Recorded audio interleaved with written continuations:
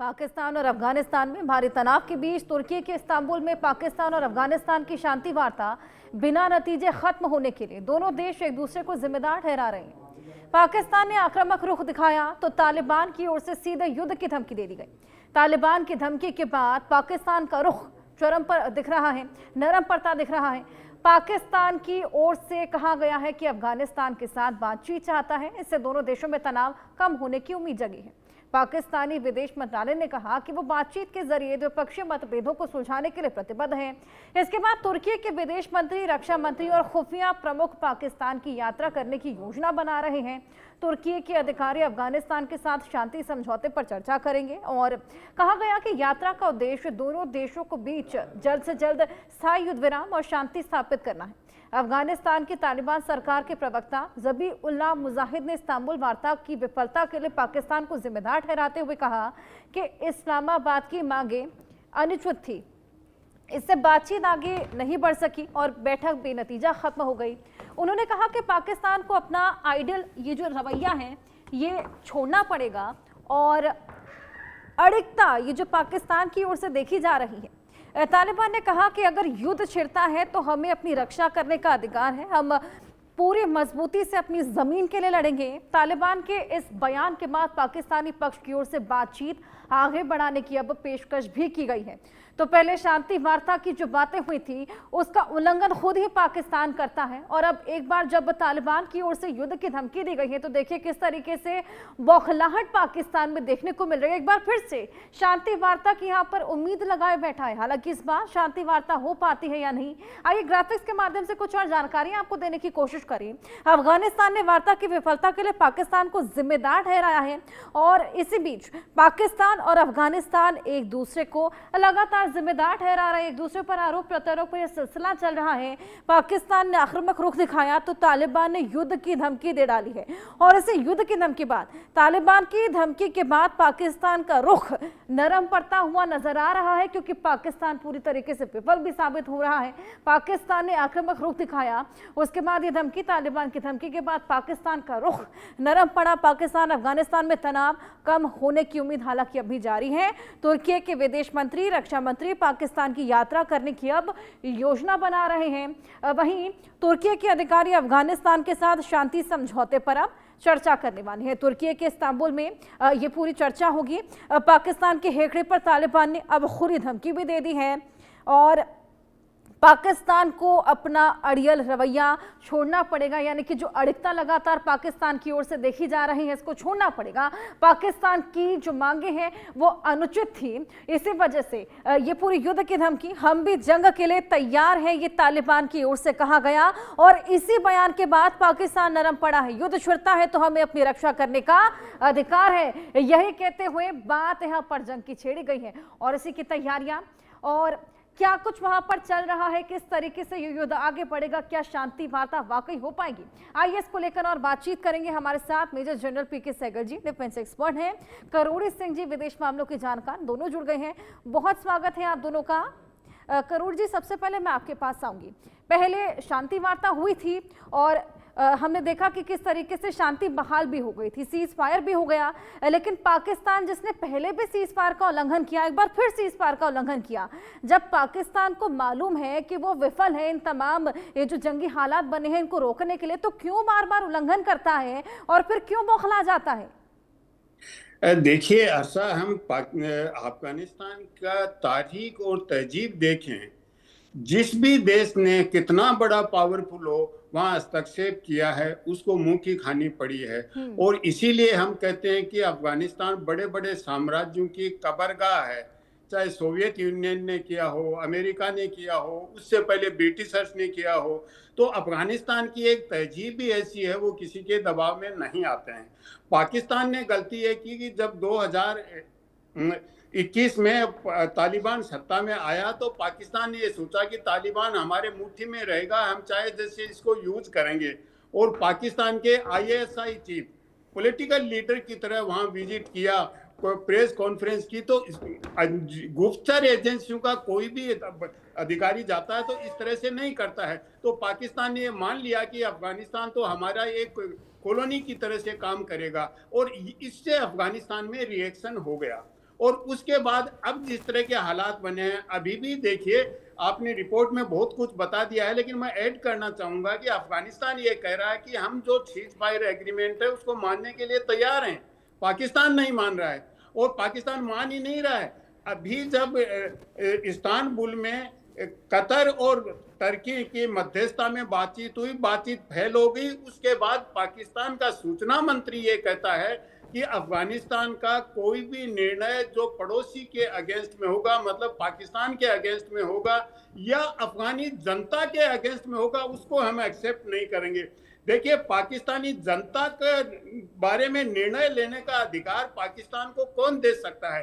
तो स्वाभाविक रूप से अफगानिस्तान का और रिएक्शन होना स्वाभाविक था, क्योंकि पाकिस्तान अफगानिस्तान की जनता क्या चाहती है या उसके लिए क्या करना है, उसकी सुरक्षा की गारंटी क्या है, ये तो तालिबान देगा, पाकिस्तान निर्धारित नहीं करेगा।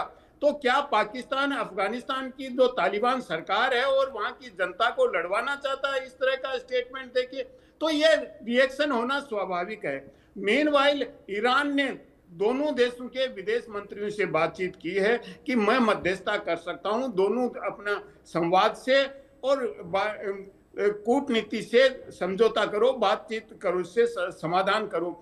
अभी भी अफगानिस्तान ये कह रहा है कि हम बातचीत के लिए तैयार हैं, हम पाकिस्तान में कोई आतंकवाद नहीं फैला रहे हैं, लेकिन पाकिस्तान बार बार दबाव बना रहा है कि आप आतंकवाद फैला रहे हैं। आप 2021 में जो समझौता हुआ था कतर में, जिससे आप सत्ता में आए थे, उसका उल्लंघन कर रहे हैं। उसमें आपने कहा था कि हमारी जमीन से कोई आतंकवाद हम नहीं फैलने देंगे, और आप पाकिस्तान में आतंकवाद फैला रहे हैं। तो इस तरह के गड्ढे मुद्दे उखाड़ के और आरोप लगाना अफगानिस्तान पे अब कोई भी स्वाभिमानी देश एक्सेप्ट नहीं करेगा। और तालिबान जैसा है, अफगान की जैसी तहजीब है, संस्कृति है, वो बहुत स्वाभिमानी है, इस तरह से पाकिस्तान का दबाव एक्सेप्ट नहीं करेंगे।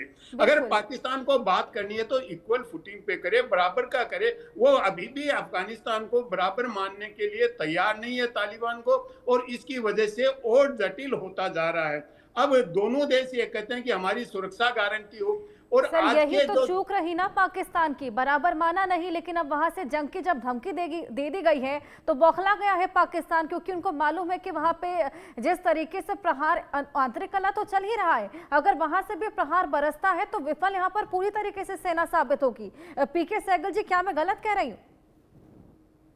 बिल्कुल सही कह रहे हैं, पूर्णिमा जी भी बिल्कुल सही कह रहे हैं। इस समय रिश्ते नाते जो बहुत बिगड़ गए हैं, उसका मुख्य कारण है जो अफगानिस्तान के फॉरेन मिनिस्टर मुत्ताकी हिंदुस्तान में आए, इट वॉजंट अ कोइंसिडेंस। उसी समय पाकिस्तान ने एक एयर स्ट्राइक की काबुल के ऊपर और ईस्टर्न अफगानिस्तान के ऊपर। ये पहली बार था कि बॉर्डर रीजन के ऊपर नहीं किया गया, और उसका मकसद था कि मसूद जो है तरीके तालिबान के हेड जो है उनको मार के रहना। और पाकिस्तान ने साफ तौर पे कहा कि उस हमले में वो मारे जा चुके हैं, लेकिन बाद में मसूद ने एक वीडियो जारी करके कहा कि वो हर प्रकार से जिंदा है। पाकिस्तान को लगता था कि उनकी हवाई ताकत उनसे बहुत ज़बरदस्त है, उनके पास टैंक्स हैं, बख्तरबंद गाड़ियां हैं, उनके पास आर्टिलरी है जो बहुत ज़्यादा पावरफुल है वीज़ा भी अफगानिस्तान। लेकिन वो भूल गए कि अफगानिस्तान एक ऐसा देश है जो हिस्टोरिकली कभी भी किसी से पराजित नहीं हुआ। 322 BC में पहली बार अलेक्जेंडर ने अफगानिस्तान के ऊपर कब्जा किया।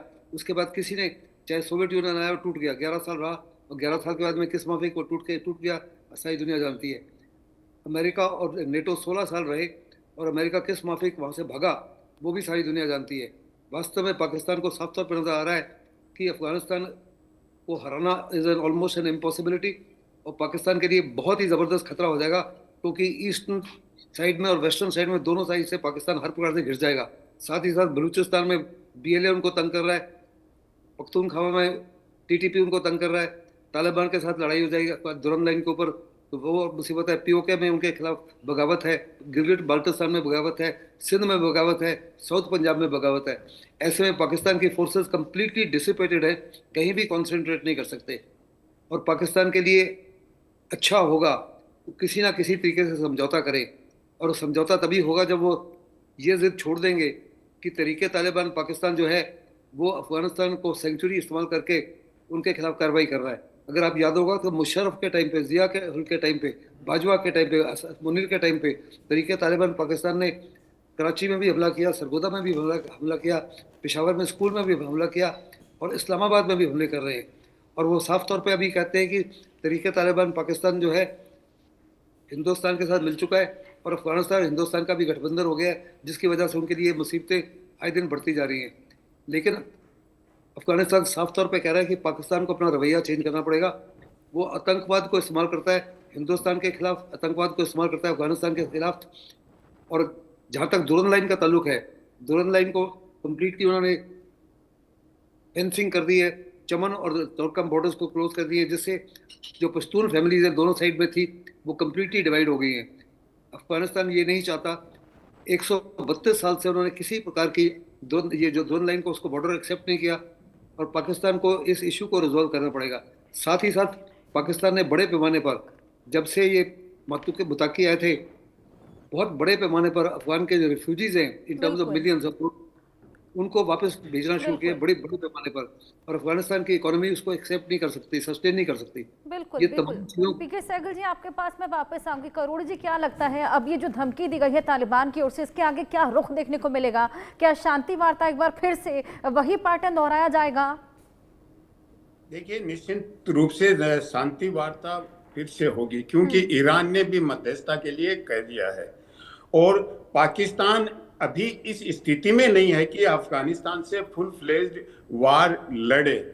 क्योंकि देखिए, ये पाकिस्तान में बौखलाहट की वजह से पाकिस्तान ने अफगानिस्तान पे बार बार स्ट्राइक किया है और अभी काबुल में एक एक्सप्लोजन भी हुआ था कल ही। तो इस तरह का वो इसलिए कर रहा है कि तालिबान को वो मान के चल रहा था कि पाकिस्तान की इच्छा से चलेगा, जो पाकिस्तान चाहेगा उस तरह से करेगा। तो तालिबान ने अपनी स्वायत्तता दिखाते हुए भारत से अपने रिश्ते सुधारा है। अफगानिस्तान के विदेश मंत्री यहाँ आए, वो आके बातचीत की और ये भी कहा कि भाई पाकिस्तान के थ्रू आप, हमारा ट्रेड है आपके साथ होना चाहिए। आप पाकिस्तान के और आपके रिश्ते खराब हो सकते हैं राजनीतिक दृष्टि से, लेकिन तिजारत पे उसका असर नहीं पड़ना चाहिए और भारत के साथ हमारा व्यापार है वो पाकिस्तान के थ्रू होना चाहिए, अलाउ करना चाहिए पाकिस्तान को। तो इस तरह की बातों से पाकिस्तान में बौखलाहट आ गई है और उस बौखलाहट की वजह से पाकिस्तान ने कुछ गलतियां ऐसी कर दी हैं अफगानिस्तान को, और उसका खामियाजा खुद ही भुगत रहा है। पीके सहगल जी, आपके पास आऊंगी। एक सवाल था कि डोनाल्ड ट्रंप को हमने देखा जगह जगह शांति बहाल करा रहे हैं, अब तो पाकिस्तान खासा प्रिय है उनका, तो क्यों नहीं यहाँ पर भी शांति बहाल करा देते? देखो, उनकी कोशिश तो जरूर होगी, लेकिन वो साफ तौर पे जानते हैं कि उनकी कोशिश जो है उसको अफगानिस्तान या तालिबान किसी प्रकार से एक्सेप्ट नहीं करेगा। जिस माफिक से उनके आपसी रिश्ते ने एक किस्म से जो तालिबान है किसी प्रकार से अमेरिका को ट्रस्ट करता ही नहीं है। ना आज करेगा, ना कल करेगा, ना परसों करेगा। और अमेरिका की जबरदस्त कोशिश थी, अगर आपको याद होगा तो थोड़े दिन पहले ट्रंप ने कहा था कि बाग्राम एयरबेस को वापस लेंगे और अगर उनको वापस नहीं दिया जाता तो अफगानिस्तान के लिए काफी मुश्किलें खड़ी कर देंगे। ऐसे में अफगानिस्तान जो है किसी प्रकार से अमेरिका की मध्यस्थता को एक्सेप्ट नहीं करेगा। बिल्कुल। और जहाँ तक ईरान है, ईरान और टर्की के रिश्ते नाते जो है एक किस्म से बिल्कुल नहीं है दोनों। और ईरान ने एक किस्म से बहुत बड़ी चाल चली है, ये कहकर कि जब कोशिश हो रही थी टर्की की, कतर की और सऊदी अरेबिया की मध्यस्थता कराने के लिए, ईरान ने कहा कि मेरे बॉर्डर्स तो कटिगोस हैं दोनों देशों के साथ में, दोनों के साथ अच्छे रिश्ते नाते हैं। बिल्कुल, वाकई कहीं ना कहीं ये साफ कर दिया गया कि मध्यस्थता कम और हस्तक्षेप ज्यादा होगा, इसी वजह से ये शांति बहाली नहीं देखी गई। हालांकि बीच में शांति बहाल हुई, लेकिन उसके बाद फिर एक बार उल्लंघन हुआ, अब एक बार फिर शांति वार्ता की बात निकलकर सामने आ रही है। आगे आखिर होगा क्या कुछ, ये देखने वाली बात। फिलहाल बहुत शुक्रिया आप दोनों का हमारे साथ जुड़कर ये तमाम इंसाइट्स शेयर करने के लिए। और इसी के साथ वक्त एक छोटे से ब्रेक का है, जल्द हाजिर होंगे। अखंड भारत